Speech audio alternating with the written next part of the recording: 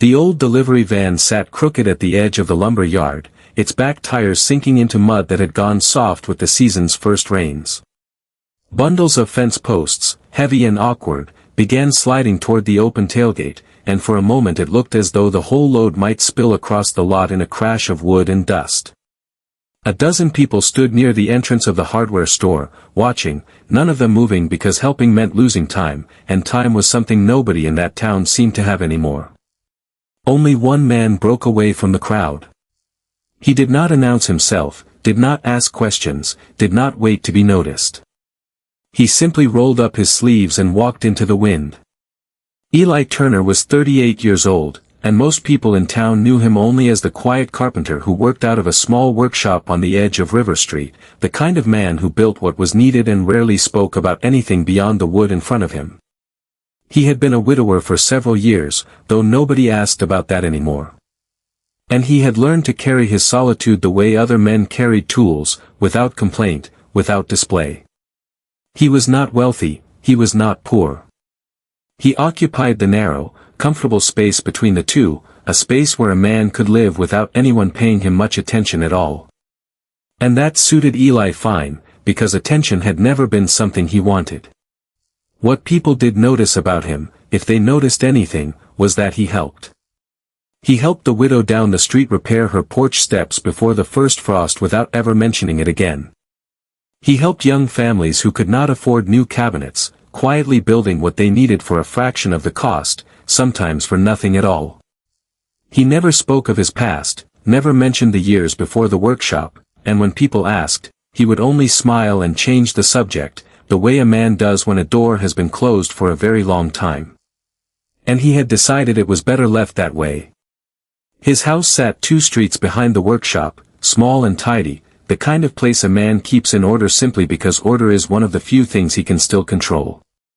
There were no photographs on the walls of anyone but his late wife, a woman named Dana, who had passed away 7 years earlier. And even those photographs were few, tucked into a single hallway rather than displayed for visitors to comment on, a fact that occasionally drew quiet sympathy from neighbors who assumed loneliness where Eli himself felt only a settled kind of peace. He filled his evenings with small projects, restoring old furniture, tending a modest garden behind the house, reading paperback westerns he bought secondhand from a shop 2 towns over. It was not a grand life. It was not the life anyone would have predicted for a man who had once stood at the front of conference rooms explaining load calculations to architects twice his age. But it was a life built entirely on his own terms, and that to Eli mattered more than anything else it might have lacked. That afternoon, Eli had driven out to the lumber yard to pick up supplies for a porch he was rebuilding. Nothing more complicated than a routine errand on an ordinary day. He noticed the old man first because nobody else seemed to. Warren Castellan stood beside his weathered van, sleeves rolled to his elbows, trying with visible effort to lift fence posts that were clearly too heavy for a man of 74. Sweat had gathered along his brow despite the cold, and his hands trembled slightly with each attempt. Yet he kept going, refusing to ask the onlookers for help, refusing even to look at them. A few people laughed under their breath. Someone muttered that the old man should have brought help if he needed it, that this was not anyone else's problem to solve. Eli did not join the laughter. He did not offer commentary of any kind. He simply walked across the lot, positioned himself opposite Warren, and without a word took hold of the nearest bundle, and began loading it properly, matching the older man's pace so that neither of them would have to work alone. For nearly an hour they worked side by side in silence, broken only by the occasional grunt of effort or the scrape of wood against the van bed. The wind picked up as the afternoon wore on, carrying the smell of wet asphalt and the first true chill of late autumn. And still Eli did not slow down, did not check his watch, did not seem to consider the possibility of leaving before the job was finished. When the last bundle was finally secured and the tailgate closed, Warren straightened his back with a wince and studied the younger man for a long moment, as though trying to solve a puzzle he had not expected to encounter that day. He reached for his wallet, offering payment, the kind of gesture most men in his position would consider automatic, a transaction completed and closed. Eli shook his head and stepped back, already turning toward his own truck. When Warren pressed the offer, insisting that a man should be compensated for an hour of hard labor in the cold. Eli only shrugged and said that if he ever grew old himself, he hoped someone might do the same for him without expecting anything in return. It was not meant as anything profound. It was simply true, the kind of truth a man states plainly, because he has never learned to dress it up in anything else. Warren said nothing for a long moment. His eyes, pale and sharp despite his age, studied Eli with an intensity that seemed out of place for a simple exchange in a lumberyard parking lot. There was something calculating behind that gaze, though not unkindly so, more like a man doing arithmetic he had not expected to need that day, adding up a stranger's character in the space of a single sentence. Before Eli could climb into his truck, Warren called after him, asking if there was some other way he could show his gratitude, some way beyond money that might properly repay a debt he clearly felt he owed. Eli only laughed, waved a hand, and told him it was not necessary, that helping a neighbor was not a debt to be repaid, only a thing a person did, because the alternative was standing around doing nothing while someone struggled. He climbed into his truck and drove away, and if he thought of the old man again that evening, it was only in passing, the way one remembers an ordinary kindness on an ordinary day already fading into the long list of small good deeds nobody keeps count of. He had no way of knowing that Warren Castellan had spent nearly 40 years building one of the largest food distribution companies in the region before stepping back from daily operations, that the modest van and the plain flannel jacket were not the costume of a poor man, but the deliberate uniform of someone who had grown tired of being seen only for what he owned.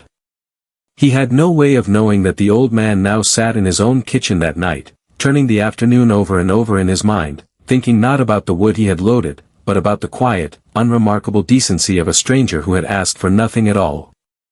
The next morning began like any other for Eli, the smell of sawdust and coffee filling the small workshop as he prepared for another day of routine builds. He was halfway through sanding a cabinet door for a neighbor when a long black car turned onto the street, moving slowly, drawing the attention of everyone within sight. It was the kind of vehicle that never appeared on that side of town, sleek and polished, utterly out of place among the modest houses and cracked sidewalks. And within moments, a small crowd of neighbors had gathered along their porches to watch it glide to a stop directly in front of Eli's workshop. A driver in a dark suit stepped out first, walking around to open the rear door with practiced precision. Eli wiped his hands on a rag, stepping outside with a puzzled expression, half expecting some mistake, some wrong turn that had brought the car to his door instead of somewhere else entirely. The driver approached him with quiet formality and delivered a single sentence that seemed to freeze the whole street in place, explaining that a man named Warren Castellan wished to introduce Eli to his daughter.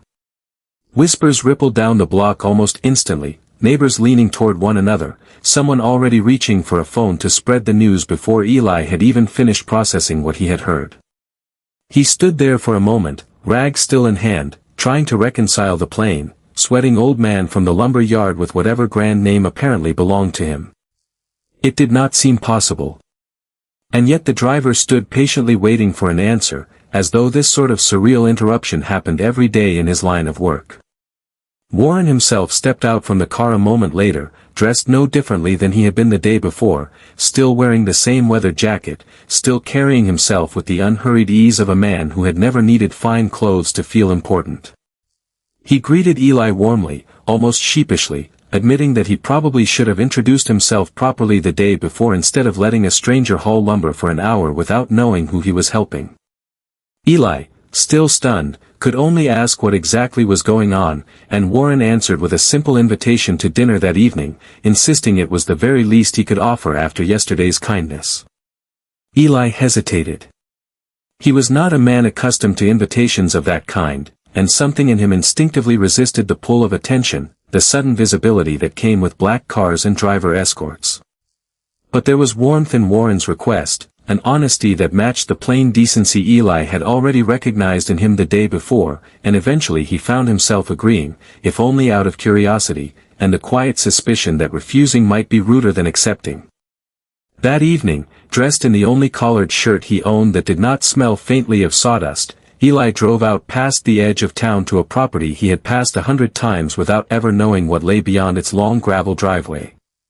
The house that rose into view was not a mansion in any showy sense, but its scale still startled him, a sprawling structure of stone and timber set against rolling orchards that stretched toward the hills in the distance, the whole scene bathed in the amber light of an Oregon sunset. Inside, he was introduced for the first time to Ruth Castellan, Warren's daughter and the current chief executive of Castellan Food Distribution, the very company that had grown out of decades of her father's quiet, relentless work. She was 35, composed in the way of someone who had learned early to keep her emotions carefully filed away during business hours, her handshake firm, her smile polite but guarded. She had heard the story of the parking lot from her father already, and while she appreciated the gesture, some part of her assumed this dinner was simply another attempt at gratitude, a transaction dressed up as hospitality, nothing more than her father's way of repaying a debt. Ruth had grown weary over the years of men who approached her with careful charm and vague ambitions, men whose interest always seemed to trace back sooner or later to the size of her father's company rather than anything genuine.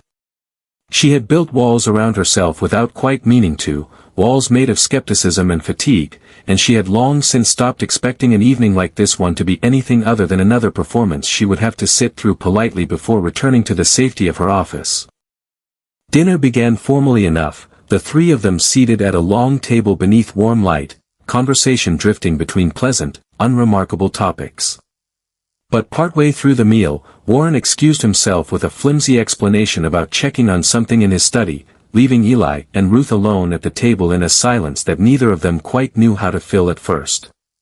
It was obvious to both of them what he was doing, and equally obvious that resisting it would have been pointless. Ruth, more out of habit than genuine curiosity, began asking Eli questions the way she might interview a job candidate, testing for cracks in whatever story he might be presenting. She asked about his work, his background, why a man capable of the discipline it took to run an honest workshop never seemed to want more than that. Eli answered plainly, without embellishment, without the practiced humility of someone performing modesty for an audience. He spoke of his days simply, of joints and grain and small repairs, of the satisfaction in building something with his own hands and handing it back whole. And he never once mentioned the encounter at the lumber yard, never used it to angle for sympathy or admiration. Something in Ruth's posture shifted as the conversation continued, the guarded stiffness in her shoulders easing by degrees. She did not fully notice herself. There was no performance in the way Eli spoke, no calculation behind his answers, nothing that matched the pattern she had grown so accustomed to recognizing and dismissing. At one point she asked, almost testing him, what he would do if he ever came into a large sum of money unexpectedly, half expecting him to describe some fantasy of expansion or luxury the way most men did when given the opening. Instead, Eli thought about it seriously for a moment and said he supposed he would replace the roof on the community center 2 blocks from his workshop, since it had been leaking for 3 winters running and nobody in the neighborhood could afford the repair. Ruth laughed before she could stop herself, a real laugh, unguarded, and immediately looked almost embarrassed by it, as though she had forgotten she was still capable of the sound. By the time dessert arrived, she found herself asking questions not to test him anymore, but simply because she wanted to know the answers. And that realization alone unsettled her more than anything he had actually said. She asked about his late wife carefully, expecting him to deflect the way he deflected every other question about his past. He did not. He spoke of Dana plainly without theatrics, describing the particular way she used to sing while gardening, and how the yard had never quite looked the same since. There was no self-pity in the telling, only the quiet honesty of a man who had made peace with grief without pretending it no longer existed. Ruth found herself moved by that honesty, in a way she had not expected to be moved by anything that evening. When Warren finally returned to the table, feigning surprise that so much time had passed, he caught the faint, unguarded ease that had settled between his daughter and their guest, and he allowed himself a small, satisfied smile that he did not bother hiding. Later, after Eli had said his goodbyes and the black car had carried him back toward town, Warren turned to Ruth with something like wonder in his voice, remarking that it had been a very long time since he had seen her speak with anyone, stranger or otherwise, for quite that long without once glancing at her phone or steering the conversation back toward business. Ruth did not have a ready answer for that. She only shrugged, claimed the wine had made her talkative, and retreated to her room with more questions circling in her mind than she cared to admit. Over the following days, Warren found reasons to keep Eli near the family, first inviting him back for a second dinner, then eventually proposing something more concrete. He offered Eli a position as a facilities consultant within the company, not because of any particular credential or reputation, but because Warren had grown to trust something rarer than expertise in the people around him, honesty that did not bend depending on who was watching. Eli listened to the offer with genuine consideration, weighing it seriously rather than dismissing it outright, but in the end he declined.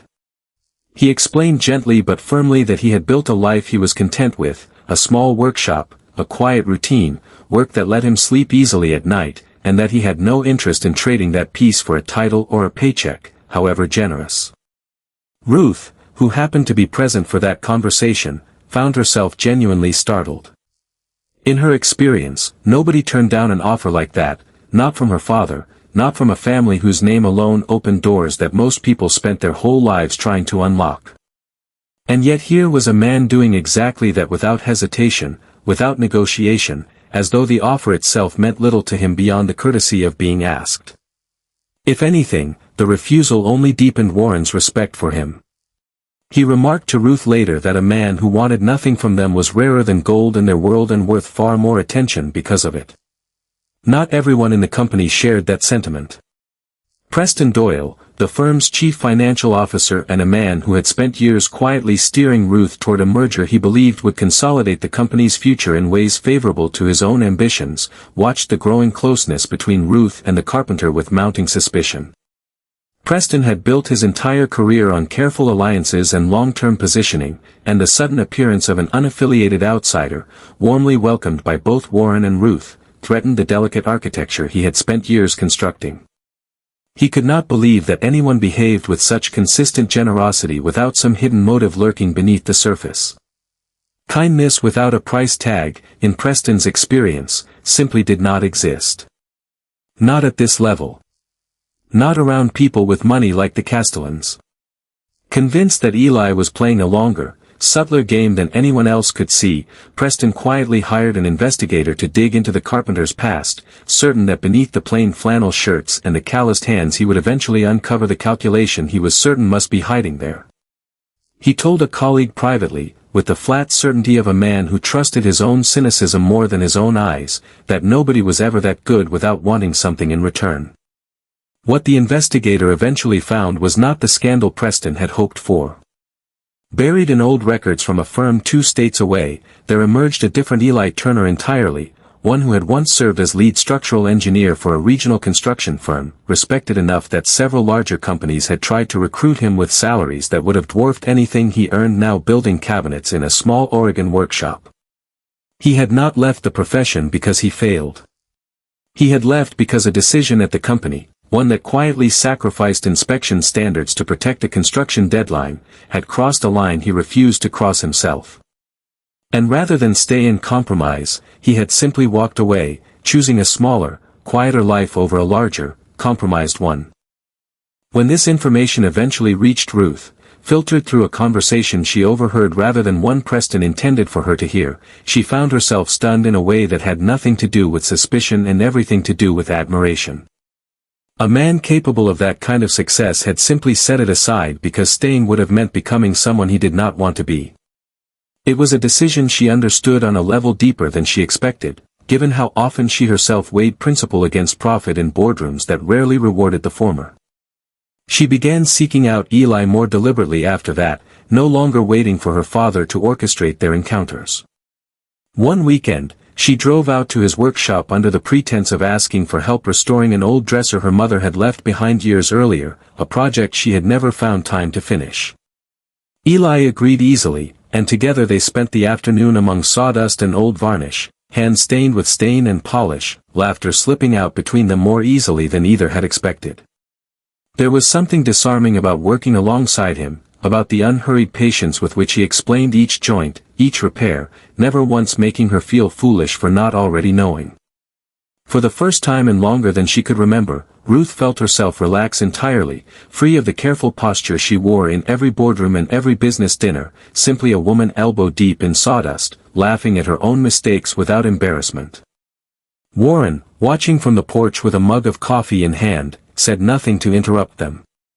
He only smiled to himself, the quiet satisfaction of a man who had spent a lifetime reading people and had rarely been more certain of anything than he was of what he saw unfolding in front of him now. But Preston was not finished. Having failed to uncover any scandal worth exploiting, he decided instead to manufacture one.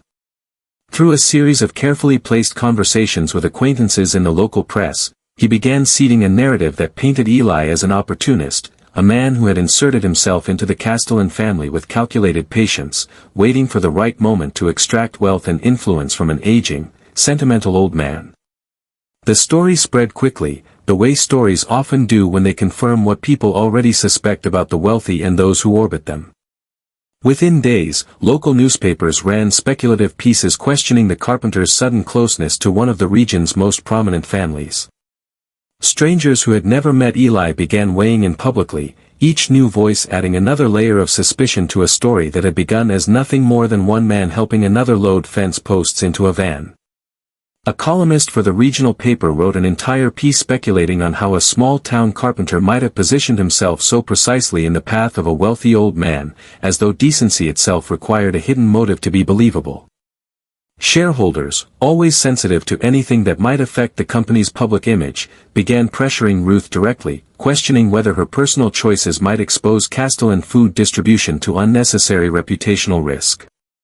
Old acquaintances Eli had not heard from in years suddenly resurfaced, some offering cautious support, others clearly fishing for details they could pass along to whoever seemed most interested in hearing them. Even a few of his longtime customers grew noticeably cooler, exchanging fewer words than usual when they picked up their orders, their eyes carrying a weariness that had never been there before. Eli bore it quietly, the way he bore most things, though the weight of being watched and judged for the first time in years sat heavier on him than he let anyone see. Warren remained silent through it all, refusing to dignify the accusations with a public response, trusting that time and truth moved slower than gossip but arrived eventually all the same. Ruth found the silence harder to bear than any accusation. She watched the pressure mount around her, watched colleagues who had once respected Eli now eye him with wary suspicion whenever he appeared. And for the first time since this had all begun, she felt the old walls threatening to rise again inside her, the familiar instinct to protect herself by retreating. Eli noticed the shift immediately. He watched Ruth grow more distant, more careful in the way she spoke to him. And rather than fight for a place he sensed he was no longer welcome to occupy, he made a decision that surprised everyone but himself. He stopped visiting the estate. He stopped returning Warren's calls with the same warmth he once had. He told himself it was better this way, that a family already under public scrutiny did not need an outsider adding fuel to a fire that seemed intent on burning regardless of what he did. Ruth, arriving at the workshop one afternoon to find it locked and quiet in a way it had never been before, felt something settle in her chest that she recognized uncomfortably as loss. It was the first time in years she had allowed herself to feel that particular ache over another person, and the unfamiliarity of it left her standing outside the shuttered workshop for a long time before she finally turned and drove away. It was Warren who finally decided enough was enough. He called for an emergency meeting of the company's board of directors, gathering the very shareholders who had been whispering loudest into one room. And without preamble, he presented them with a piece of security footage retrieved from a camera mounted at the lumber yard, the same camera that had captured in grainy but unmistakable detail the entire afternoon from weeks before. The footage showed everything plainly: an old man in worn clothes struggling alone with a heavy load, a crowd of onlookers doing nothing, and one stranger stepping forward without hesitation, asking for nothing, expecting nothing, simply helping because helping was the only decent option available. There was no way, watching that footage, to mistake it for calculation. Nobody in that parking lot that day had known who Warren Castellan really was.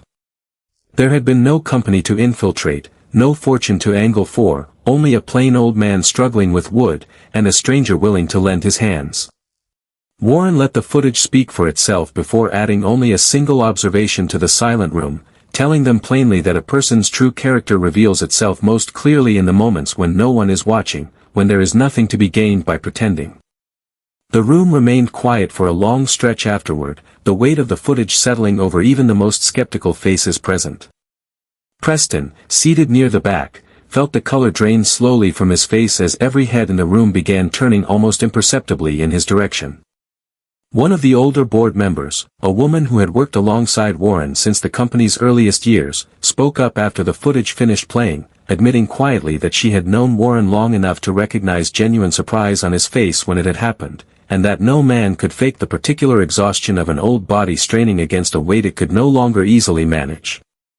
Her words seemed to loosen something in the room, and slowly, one by one, other voices joined hers, each admitting that the story they had believed so readily now felt thin and unconvincing against the plain evidence in front of them. Word of the meeting spread quickly through the company, and within days, the narrative that had spread so easily through gossip began unraveling just as fast, replaced by something closer to admiration for the carpenter who had wanted nothing all along.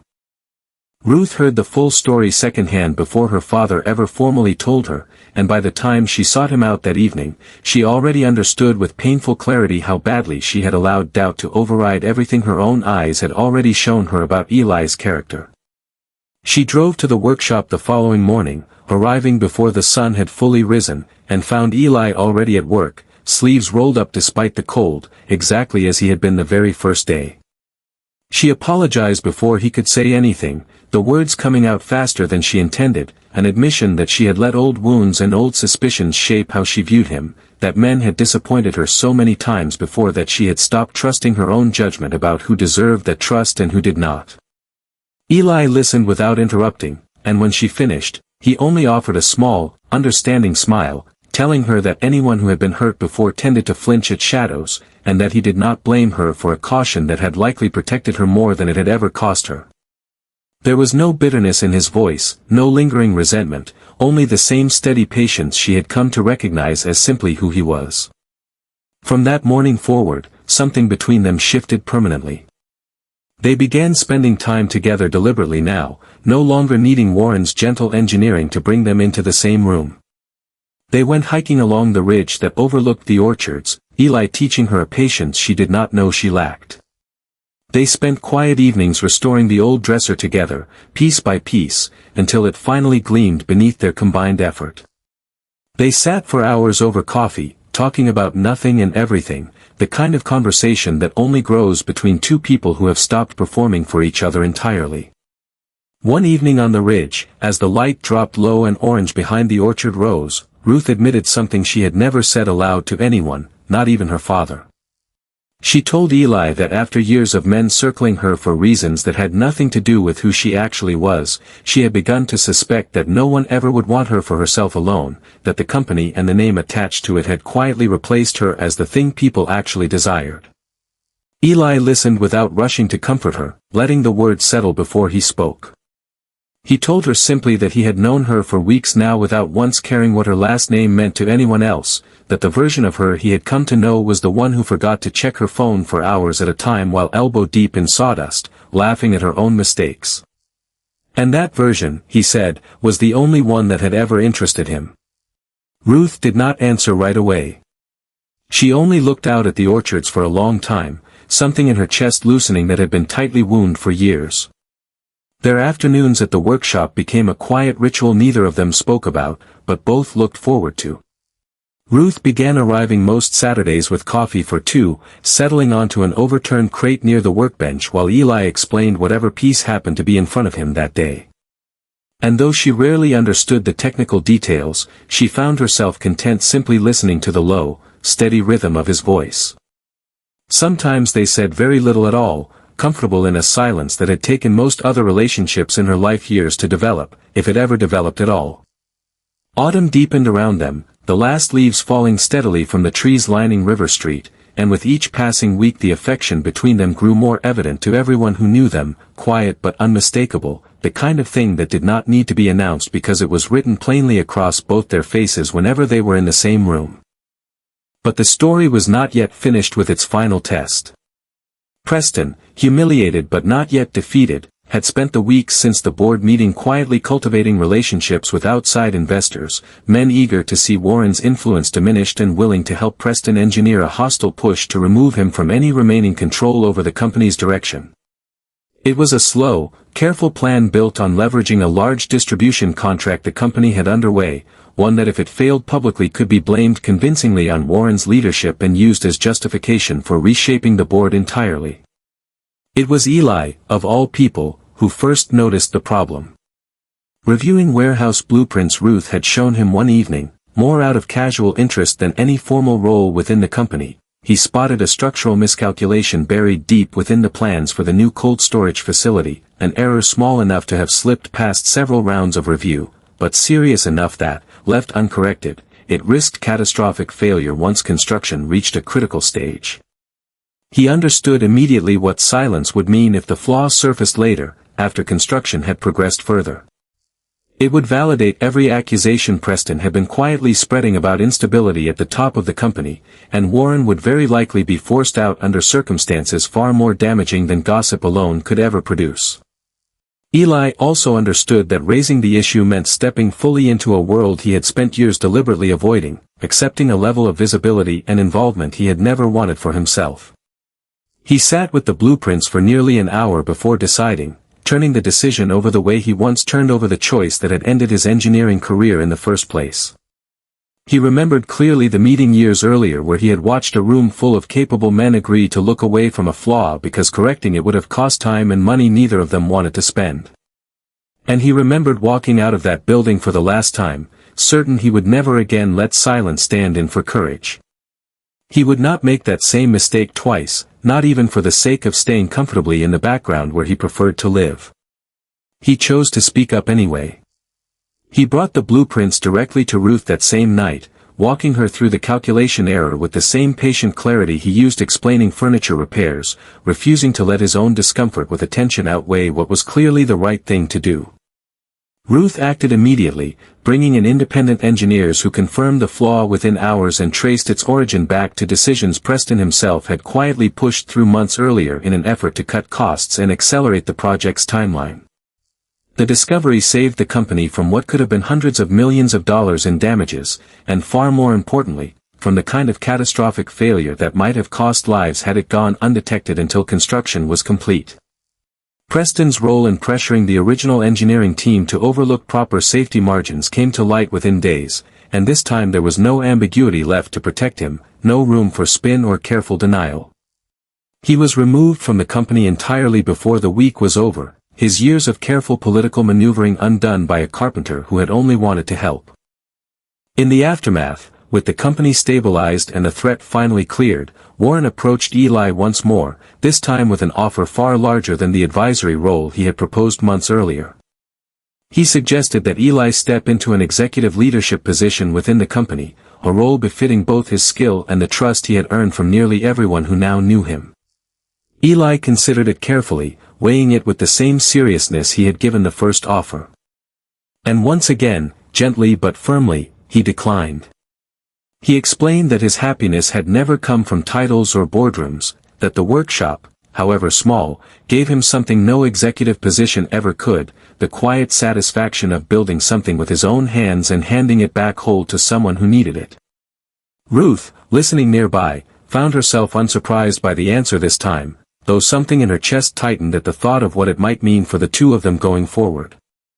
She asked him directly, without the careful diplomacy she usually reserved for difficult conversations, whether he might consider staying near her for reasons that had nothing to do with the company at all, whether there was a version of this future where he remained close to her simply because he wanted to and not because any title required it. Eli did not answer immediately. He studied her for a long moment, something soft and certain settling behind his eyes, before he finally reached out and took her hand in his. He told her that he had never needed a reason beyond her to want to stay, that the company had never been the thing keeping him near, only her.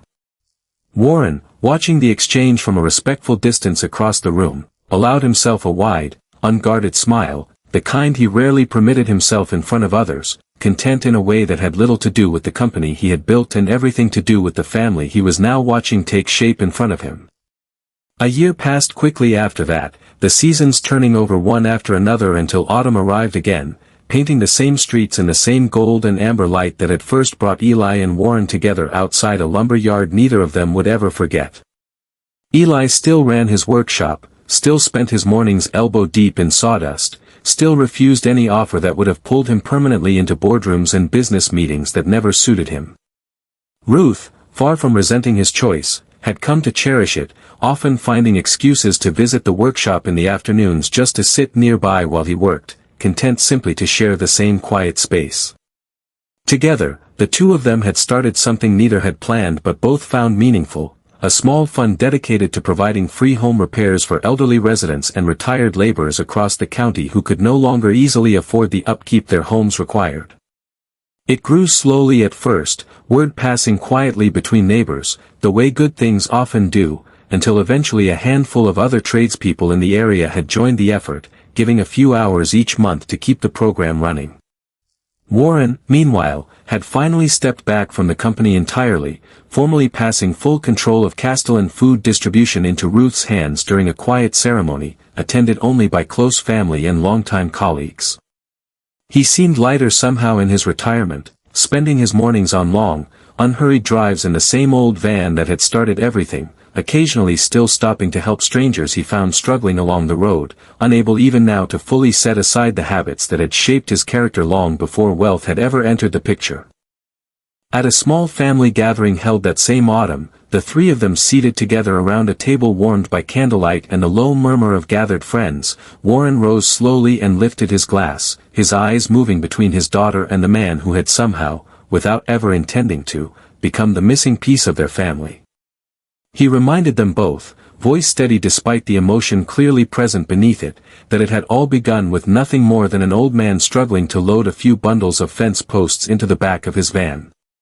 He looked at Eli then, a warm, knowing smile spreading across his face, and told him that what he had received in return for that single afternoon of kindness had turned out to be an entire family, one he never could have predicted, and one he would never stop being grateful for. Ruth reached for Eli's hand beneath the table, her eyes bright with emotion she no longer felt any need to hide, and Eli answered with the same steady, peaceful smile he had worn that very first day in the lumber yard, a smile that had never once needed an audience to mean something. As the evening drew to a close, the three of them stepped out together beneath a canopy of trees still clinging to their last gold leaves, walking slowly toward the house, where a new chapter of their lives was quietly beginning. It was not wealth that had brought them together, nor status, nor any careful calculation on anyone's part. It had been one unremarkable act of kindness offered freely to a stranger who asked for nothing, that had somehow reshaped the lives of everyone it touched, binding together people who might otherwise have remained strangers forever into something far more lasting than any fortune could have built alone.